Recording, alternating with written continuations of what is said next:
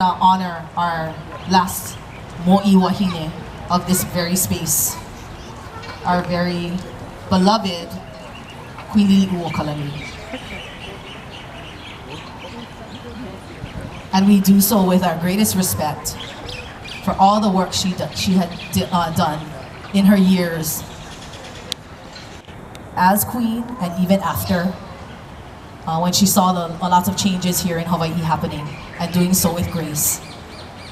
But what people didn't realize is that the strength that she had inside to be that person. You know, I'm a kind of a outspoken person. I'm more of a extrovert.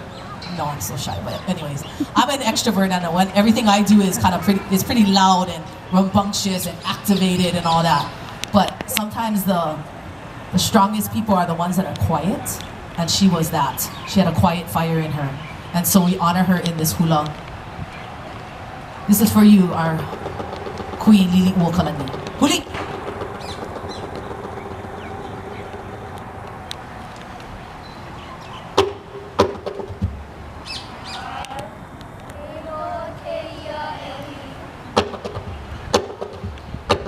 Liliʻu.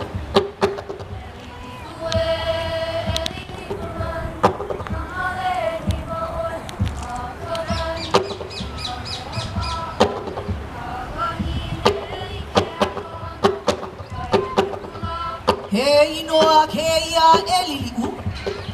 He Inoa keia Liliʻu e ke Kamaʻāina Pa'a Kawahine ke kuilei o helo papa he inoa keia he Liliʻu e ke Kamaʻāina Pa'a Kawahine ke kuilei o helo papa.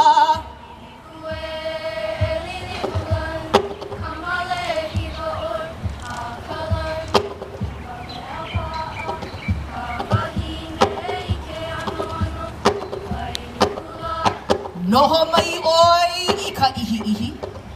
Noho mai oi I ka ihi. Papa ihi launa ole mai I hoa ole lo ka opua no ka pomahina la ilai. Noho mai oi I ka ihi. Papa ihi launa ole mai I hoa ole lo ka opua no ka pomahina la ilai.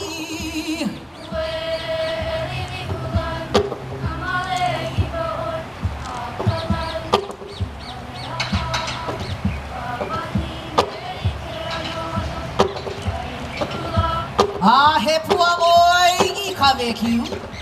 Ah, he pua oi I ka vekiu. E kahi kona I ka nani. Ua vale avale I ka uluwehi. I ka pākolona he ake ke hau. Ah, he pua oi I ka vekiu. E kahi kona I ka nani. Ua vale avale I ka uluwehi.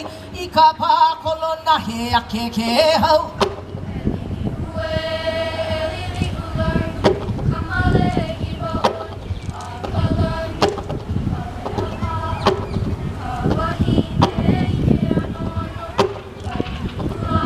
O ka oi oi o na moku.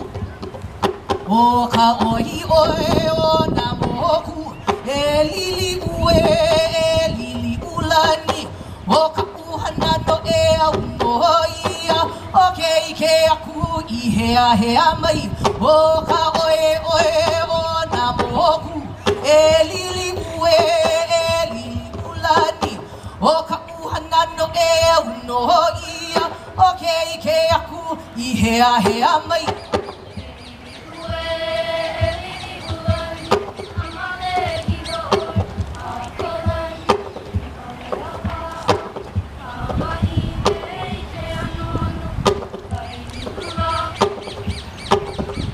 Yala, hayala, hayala, ea, hayala, hayala, ea.